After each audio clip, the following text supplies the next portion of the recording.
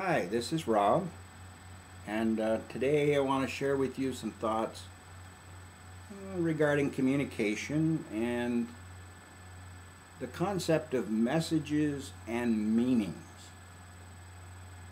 We sure do get ourselves into a fix when we try to communicate. I don't know how many workshops I've done or how many pamphlets I've read with other people offering workshops, and the big one is communication.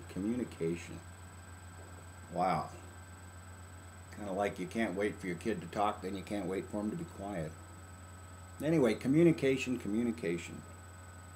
And I got to thinking, why is it so difficult? Well, there's a lot of reasons, but let's touch on one very quickly, briefly today. And it's the concept of messages and meanings. And the issue is, when a person sends a message, they often have a very different meaning. It's kind of like balloon talk. There was even a show on television last year or the year before, and the person would say something, and then you'd get a little quirk, you could see what they were really thinking. There's a scene in Woody Allen's Annie Hall where they probably started that.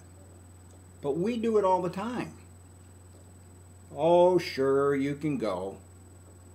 Honey, I know you were fixing that special dinner for us, but my buddies came in from school, and I just was wondering if I could go out with them, have a beer, and maybe we could eat later or eat that tomorrow. And she says, "Oh, sure, honey." And, what's the meaning of that message? Yeah, over my dead body kind of thing. And then the guy comes merrily home and gets all upset because the wife is upset and says, "Well, why didn't you just tell me?" And she'll say something like, "If you love me, you'd know." And, the guy knew. He set her up, get his own way. Well, we play these games with each other as adults. Imagine how much is played with our children. "Oh, yeah, I trust you." Might be the message. And the meaning might be, as long as you do everything I want. You can be anything you want to be when you grow up. And then here's the list. The meaning really is, as long as it fits my expectations. Well, children pick this up very, very quickly.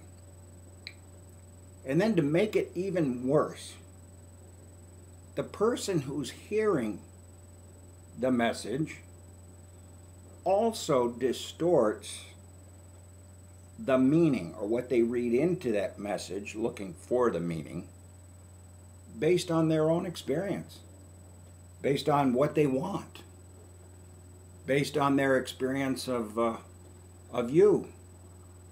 "Well, I know you said I couldn't go to the movies, but I could hear it in your voice. It was really okay."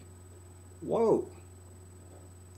So not only are we sending out a distorted communique, but that communique is being received with yet another interpretation. Huh. My goodness, and we wonder why. I wonder why we have so much trouble. Didn't you hear me say that? Didn't you understand what I said? Oh, yeah. But they're both understanding something completely different.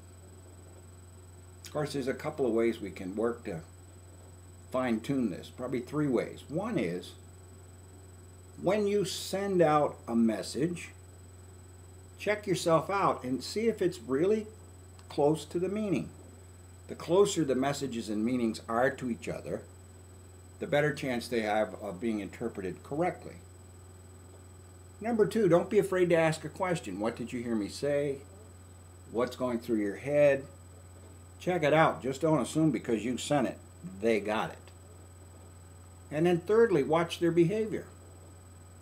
Maybe they're doing something deliberately contrary to what you asked, but give it the possibility that they think they're providing exactly what you asked based on their interpretation.